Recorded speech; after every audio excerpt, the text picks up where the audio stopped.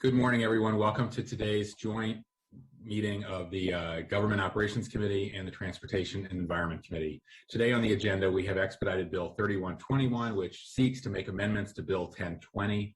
As you may remember, the Council enacted Bill 1020 in September of last year. The bill phased out the Energy and Environmental Design Property Tax Credit and established a new Energy Efficient Buildings Property Tax Credit for commercial and residential buildings to encourage energy efficiency improvements in existing buildings and to incentivize newly constructed buildings to exceed the current building code requirements. The law was based on a recommendation the Council received from a stakeholder group. They recommended altering green building incentives in the county to focus more on energy reduction metrics as opposed to industry certifications alone. So I'm glad this joint committee and the council were able to act on the recommendation. This is exactly the type of policies we need in order to advance our climate goals. Today, the joint committee will discuss amendments proposed by the executive branch to improve the implementation of the bill. Chair Navarro, would you like to provide any remarks as well? I think that you have explained it very nicely, so I don't have any additional remarks other than to say when appropriate, Mr. Chairman, I do have an amendment that I have circulated regarding racial equity and social justice. But other than that, I think this is a very straightforward and important amended bill. I saw that. Terrific. Okay. Any other colleagues? Councilmember Friedson. Yeah, appreciate it. Glad that we're back here to tweak this proposal. Was pleased to work with Councilmember Reamer to introduce this originally.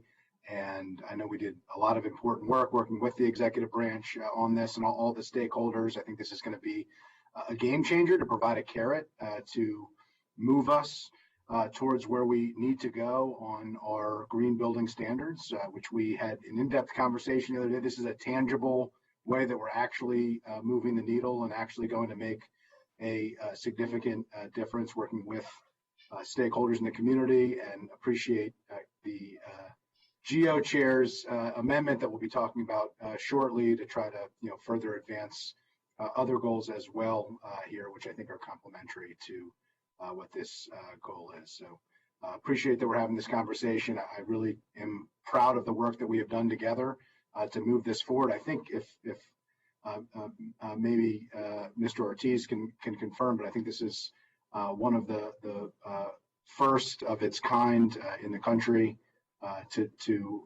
do it this way, and I think it really does stand out with Montgomery County being a leader on environmental issues broadly, but this one particularly. So just wanted to thank colleagues for that and look forward to advancing this forward. Appreciate your work on the bill, and Councilmember Reimers. Okay, Ms. Wellens, I want to thank you for your work on the staff packet. I'll turn it over to you to go through it with us.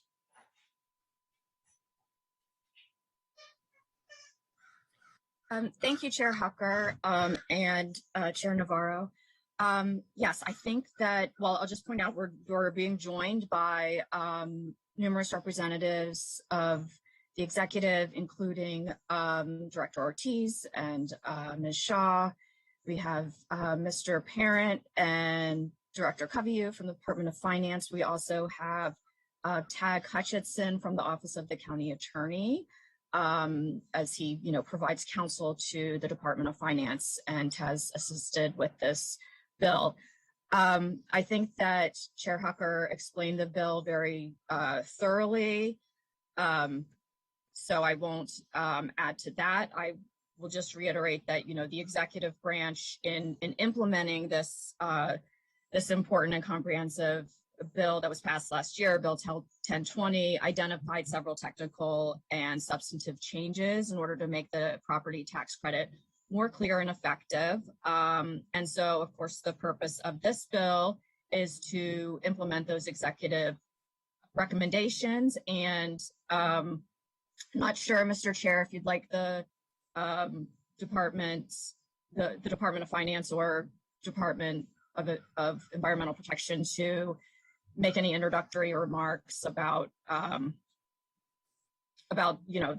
drill down into the purposes of this and to give an update about the phase out of the old credit and the rollout of these new credits. Sure, that sounds great, especially for the folks watching at home. Director Ortiz, Director Covey, welcome. Thank you so much. Good morning, Mr. Chairman / President and Madam Chair, members of the committees. It's great to see you both. I don't have too much to add. Councilman Friedson was right. This is a one of its kind. We're moving as aggressively as humanly possible to get the right tools in our toolbox, and this is one of them to be able to incent efficiency in particular. Ms. Wellens is right. We always enjoy working with her. We are also clarifying a handful of things to just ease the implementation. We want to be on the launch pad, but we want to launch successfully. So I think that that all of the amendments and changes that are suggested in this bill are not substantive to the intent of the bill, but are really just going to make everything work better, and I think not controversial. I am joined by my colleague, Mr. Covey, if there's any questions on the financial side, but my sense is that we're all on the same page. This is pretty straightforward, and we just want to get to work. I'm also joined by Lindsay Shaw. I think all of you know her on our team. She's the smart one. So if there are tough questions, they will go to her. Just a heads up. Well, we need that. Welcome, Ms. Shaw. And Mr. Covey, anything to add? I would just add that I think this is going to make it easier for the applicants to understand, what is required and what they're going to get out of it too. So this is a nice a nice amendment to the original bill, which, as multiple people have noted, is a very, very comprehensive look at expanding hugely the tax credits that we've had on the books for many years. Thanks. Okay, great. Back to you, Ms. Wellens. Thank you, Mr. Chair. There's one amendment identified in the staff packet, and then, of course, Chair Navarro's amendment. The amendment in the staff packet, it's issue number 2 in the staff memorandum, and this pertains to clarifying the sunset clause of the tax credit, which is being phased out under 52-103 of the code. And in working with Ms. Shaw, we identified 2033 as the appropriate sunset date. And I know that seems a far way out, and Ms. Shaw can explain it better than I can. I agree with Mr. Ortiz. She's the smart one on this, and can give you more details. But essentially, people have a cutoff date in which to indicate their intent to apply for this tax credit that's being phased out. And in order to give the credit to all of those folks who intend to apply and to give it to them for the full duration that this tax credit is available, the 3 to 5 years, we need to go out to 2023 to completely sunset this law. And if there are questions, I would invite Ms. Shaw to weigh in. Thanks.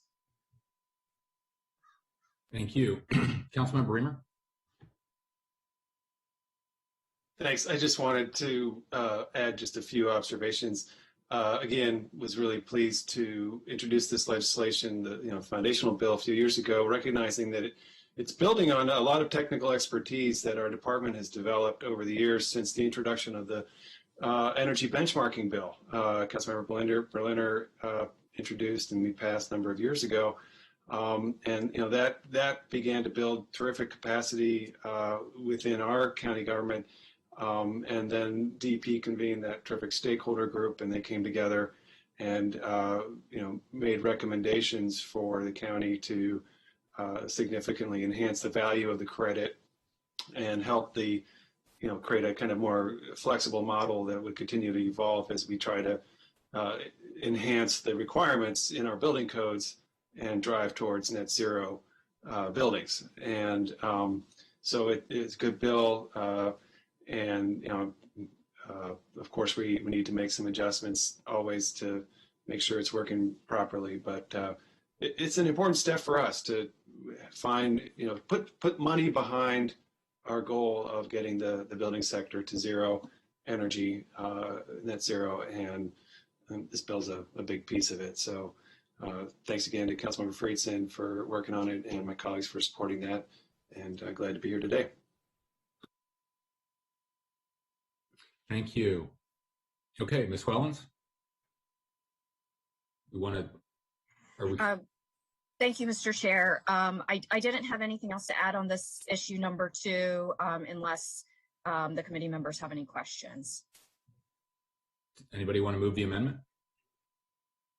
Councilmember Katz moves, Councilmember Friedson seconds the amendment to clarify the sunset provisions. All those in favor, please raise your hand. That is unanimous. Terrific. Ms. Wellens? Thank you, Mr. Chair. I believe the next issue is Councilmember Navarro's proposed amendment, and I'm happy to take her lead if she wants me to articulate anything, but obviously it's her amendment, so. Sure, I can speak to that. Thank you. So I want to thank the Joint Committee for indulging me. I know this was a little bit last minute, but there were some information I was trying to gather. First, let me say that it's so exciting to be able to point to the Wheaton Park and Planning headquarters as a Platinum LEED building in the middle of a community that is definitely qualifies as an equity emphasis area. So I feel like, we are sort of ahead of the game in many ways, and we can point to some examples and how important it is. When I read the racial equity and social justice impact note for this bill, it recognizes that this will be really important to further our racial equity and social justice goals. However, it did point to the fact that it would be great if we could ensure that income limited or vulnerable groups receive priority or focused access to incentive programs. And so towards that end, what I am putting forth as an amendment is to basically to provide an expanded incentive of 10% of the annual property tax credit for an energy efficient building in an equity emphasis area. We have been very busy at the Council of Governments working on putting forth a couple of resolutions that I will be bringing to this council regarding focus on equity emphasis areas. And these are defined as census tracts that have a high concentrations of individuals identified as low income, more than 1.5 times the regional average, or high concentrations of 2 or more minority population groups, and or high concentrations of 1 or more minority population groups together with low income concentrations at or above the regional average. Now, here in Montgomery County, we have 49 equity emphasis areas. And there is no doubt that, of course, it aligns very nicely with all of our racial equity and social justice goals, and all the research that we know has demonstrated that, oftentimes equity areas are impacted a bit more disproportionately in terms of climate and other energy and environmental related impacts. So anyway, it's a very straightforward amendment. It just says that for those equity emphasis areas that we would offer an additional incentive of 10%. So that is, and my staff has circulated this to the committee members. So that's the amendment that I would like to move. Thank you. Is there a second? Second. Councilmember Friedson seconds. Great. Any discussion of that amendment? Councilmember Friedson. Yeah, I just quickly thank Councilmember Navarro, the GO chair, for putting this forward. I think it's not only a positive step forward and builds off all the work at COG and all the work that we've been trying to do here. I think it puts into practice the racial equity and social justice impact statements that we have. It shows that these are not just words written on a sheet of paper to check a box to say we did something, but it actually is helping to change the way that we do our work and we make policy and having a substantive difference. So, appreciate the symbolism of this, and I appreciate the practicality of this, and happy to support it and move this forward to further strengthen what is an environmental justice issue, which so frequently is also a racial equity and social justice issue as well. Councilmember Glass. Thank you, Mr. Chair. I too want to share my appreciation with the GO chair for this amendment. Just yesterday, I participated in the Transportation Planning Board meeting. COG's sister organization, and Executive Director Bean was there sharing, providing a deep dive into all the conversations that COG itself has had and the overlap with land use, with transportation policy, with the emphasis on these equity areas.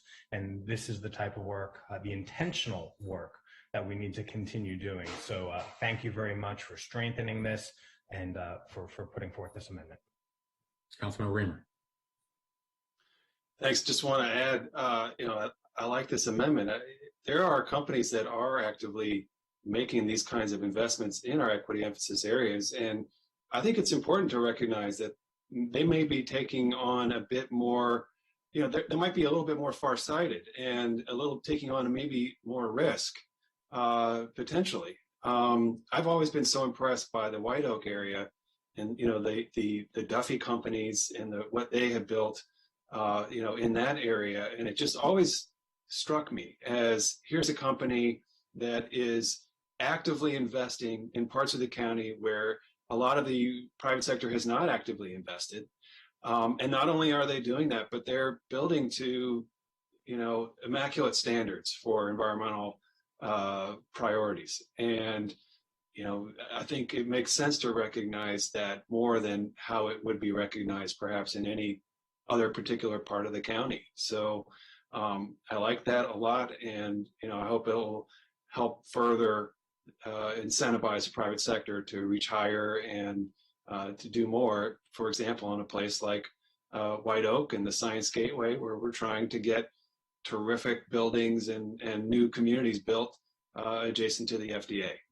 So, thanks again for this thoughtful legislation. Yeah, Councilmember Katz. Thank you very much. Just want to be in the Me Too chorus here. But I also think it's very necessary that at times, the business community wants to do the right thing most of the time. And at times you need an incentive for somebody to be the first couple. And then all of a sudden it becomes, oh, well, it's working and therefore, and they also get these credits. But sometimes it takes that one little extra push to get somebody to be the first pioneers to do what is necessary to do. So I too applaud the amendment, and I was trying to second it, but the chair didn't call on me. So anyhow, thank you very much. Next time, sorry, very popular bill. Councilmember Novato. No, I really appreciate all the comments. It speaks to the fact that this council has been so actively working on coherent and strategic endeavors. And as you all illustrated, it is very much tied to the previous work that we've done on racial equity and social justice, but with the framing of prosperity. That's what it's all about. And it's cool that, Council of Governments, that we are so actively engaged in that work as well for the region.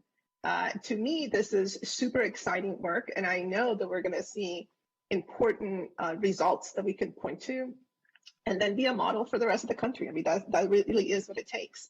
So, for those that sometimes don't understand what it means when we talk about equity and think that it means taking away from somebody, that's not at all. It's additive, right? It's about, providing prosperity, but an extra push in some areas, and it applies to so many different policy areas. So anyway, I just want to say that this is, to me, super a little geeky, but super exciting work that will have major impact, I think, for our policy goals. Thank you. Geeky in a very good way. As you know, we talked a lot about EEAs at the COG retreat this summer, and I think it's a great approach. It's a very useful tool that we've been provided to put some data behind our decision making and our values. I really am grateful for the amendment as well, and I appreciate the mention of White Oak and Hillendale. We've talked in this committee a lot about the good work Tower and Duffy and other companies have done to take advantage of some of our existing incentives and build, for example, a LEED Platinum hotel in Hillendale. We need more companies to be moving in that direction, and this is exactly the sort of thing that will help close the gap and enable that, as Councilmember Katz said. So I'm all for it as well. So there's an amendment on the table. No other requests to speak. Everybody in favor of the amendment, please raise your hand. Great. Any other discussion of the bill? as amended before we vote? Okay. All those in, anybody want to move the amended bill? Councilmember Katz, it's your turn. Councilmember Friedson seconds it. All those in favor, please raise your hand. Outstanding. That's unanimous. Okay. Mr. Ortiz, Mr. Covey, Ms. Wellens, anything further? I'll just, first of all, thank you. You know, a great thing just got a little bit better. So grateful to the original authors and their wisdom, and Chair Navarro, you know, adding her wisdom as well. It's, you know, so we're excited to take this up, and we'll do our due diligence before it goes to the full committee if we have any additional feedback. The timing couldn't be better. As you know, BEPS is on the table, as the Green Construction Code is as well, and equity areas and focusing on lower income neighborhoods and multifamily communities in particular, making sure that they're able to achieve those retrofits is a priority of ours. So we're just pleased at having an even better tool in our toolbox. So thank you for the discussion today. Thanks so much. Okay. Appreciate it, everybody. We are adjourned.